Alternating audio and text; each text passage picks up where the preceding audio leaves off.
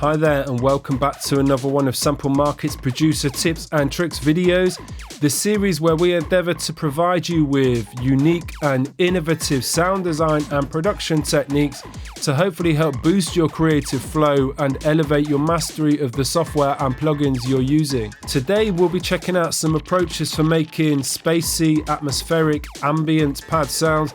We'll be using Serum for this walkthrough, as the numerous wavetables and flexible modulation system on offer will provide us with plenty of options for crafting this sound. However, if you don't have Serum, any other wavetable synth will be fine, such as Native Instruments Massive or indeed Ableton's native wavetable synthesizer. So let's jump in and check out the sound we'll be making in this video.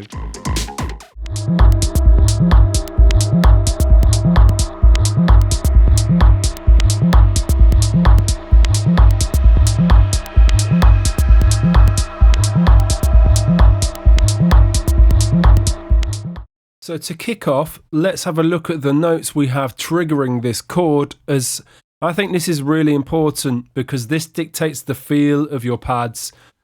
So given this track is in the key of G, the root note of our chord here is a G, and then I've added notes at D sharp and E. The close proximity of these two notes generates that eerie, haunting, almost sinister feel that's quite commonly heard in techno productions, and then I've doubled this up plus 1 octave to add more emphasis and harmonics to the higher notes. So back on Serum, what we're looking for here is to create a pad sound with lots of slow, subtle movement, which will allow us to sit it in the mix, push back in the mix slightly, and that way we can have it sitting underneath the drums and bass, providing this kind of atmosphere and suspense. And all the movement we'll add using various LFOs is fundamental to the sound, really, as this will allow us to sustain the same chord notes indefinitely, with all the dynamics and modulation that will keep the sound interesting and engaging. So we have an initialized patch here in Serum, a few tweaks to the amp envelope, pushing the attack back to around 150. So the pads creep in rather than starting abruptly, and then on the release, let's roll this up to around 700 or 800 milliseconds. So if we decide to rest the pad sound in the arrangement, the sound will have a nice smooth tail rather than just stopping suddenly. Now over on the sub, I'm going to dial in a sine wave. This provides a nice clean tone, and then we can use the 2 oscillator slots to add some interesting wavetables to complement this. And I think I'll also add some sound in via the noise generator. There's tons of options in here. There's not just normal kind of white noise, pink noise. We've got loads of options. So ideal really if you're designing an atmospheric sound, an ambient sound, or texture sounds. So let's use this cymbal mic bleed noise, which adds some nice character and texture to the sound. Now on oscillator A, I often find a great technique for finding a suitable wavetable for your sound in Serum is to add some modulation to the wavetable position control beforehand, an LFO in this instance. Therefore, each time we load a wavetable, automatically the LFO will scan through the wavetable and we instantly get an idea of the tone and timbral characteristics of the wavetable.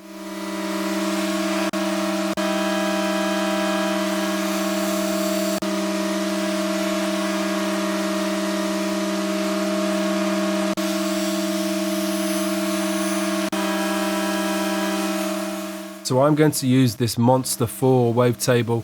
In particular, I really like the sound with the wavetable pushed up to about, let's say, 75%. And if we change the LFO modulation amount slightly, making sure the LFO modulates the control in both directions, So we get this nice sweep of this section of the wavetable. If it doesn't do this automatically, you can hold Option and Shift and click on the modulation slot, and that changes the modulation to go in either one direction or both directions. And now to fine tune the LFO, basically turning everything off. So regardless of what note is being played, this LFO is constantly cycling through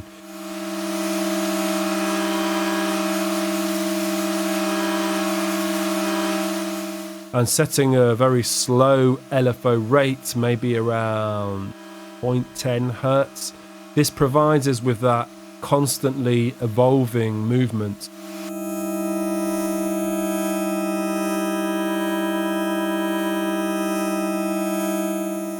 Now for some unison. Let's add 5 unison voices and set the detune to around 40%.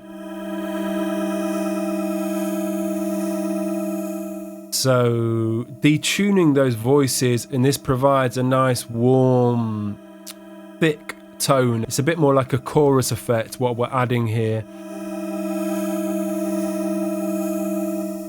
And over on oscillator B now, let's see what we have in the digital category of Wavetable.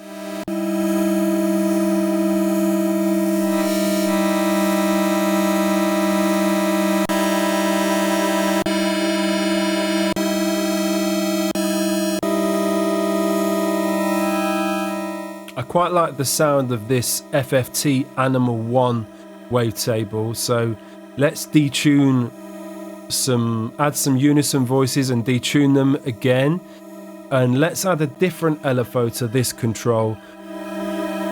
Again, turning off the anchor and the BPM for that constantly evolving feel, and let's set the speed a little slower this time, so the movement is ever so slightly different in comparison to oscillator A, just adding a bit more movement, a bit more texture.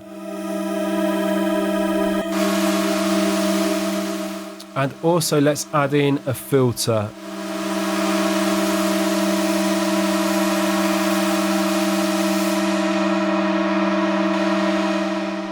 Filtering off the tops, setting this to around 2/3.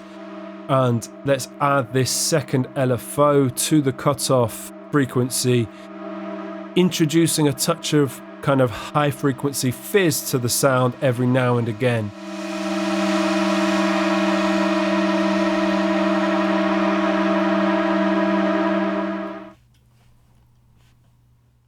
So finally, I think a touch of vibrato will work well here. It's a great choice or a great option if you're designing pad sounds or atmospheric sounds, because it just adds that a little bit of suspense, and especially in this instance, a little bit of eeriness. And I think applying it via a modulation wheel will allow us to automate the vibrato to bring an extra level of suspense to certain sections of the track.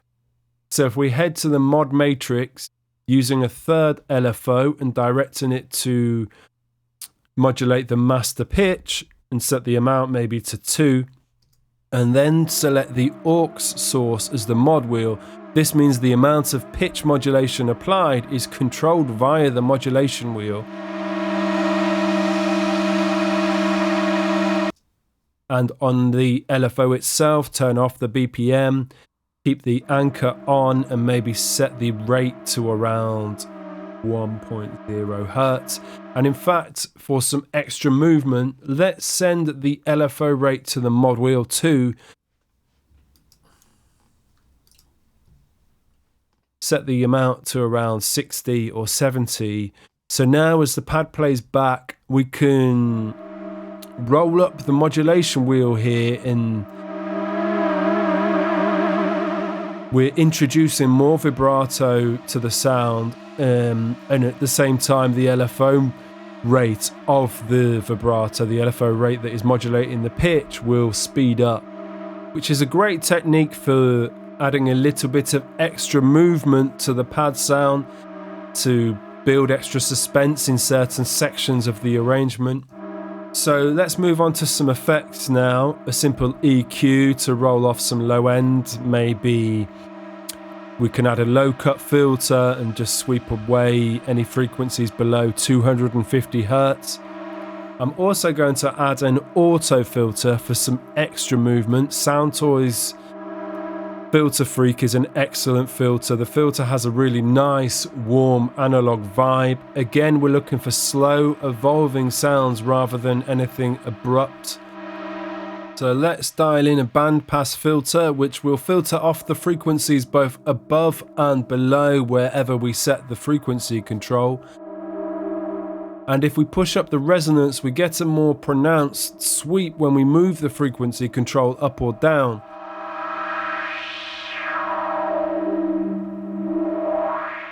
I'm going to set the mix control to around 50% so the effect is a little more subtle. And now let's add some modulation to the filter frequency, setting this to around halfway.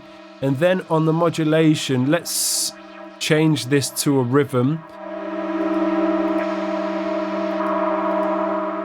And change the time to 8 bars. And if we click this tweak button, you can see that we have this sine wave LFO sweeping the filter up and down over the course of 8 bars, essentially adding even more movement to this pad sound. And now I'm going to add a big reverb. You can get away with quite a lot of reverb on pads, atmospheres, texture sounds. So let's set the mix to around 40% and decay can be like 3 or 4 seconds. And this also helps to push the sound back into the mix, which is exactly what we want with this pad. We don't want it like front of the mix, in your face or anything like that. We want it to sit underneath everything else, subtly modulating away in the background. And finally, I'm just going to use a stereo imager to remove any stereo information from the low frequency.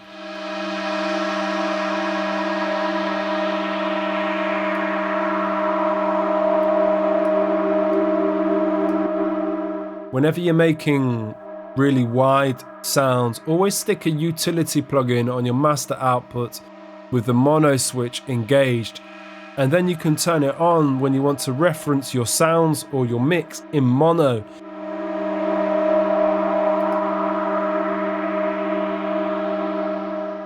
Given that some club sound systems are mono, you want your mixes and your sounds to collapse well without phasing.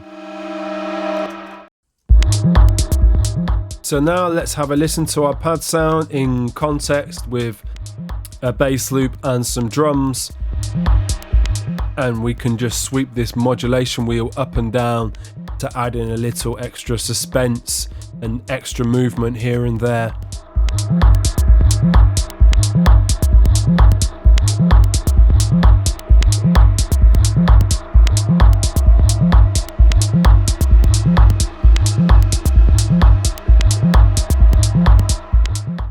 Okay, that brings us to the end of this tips and tricks video. I hope you've enjoyed it. I hope it's provided you with some nice ideas and inspiration for crafting your own pad sounds. And finally, if you want to stay in the loop with upcoming content from Sample Market on this channel, make sure you hit that subscribe button below.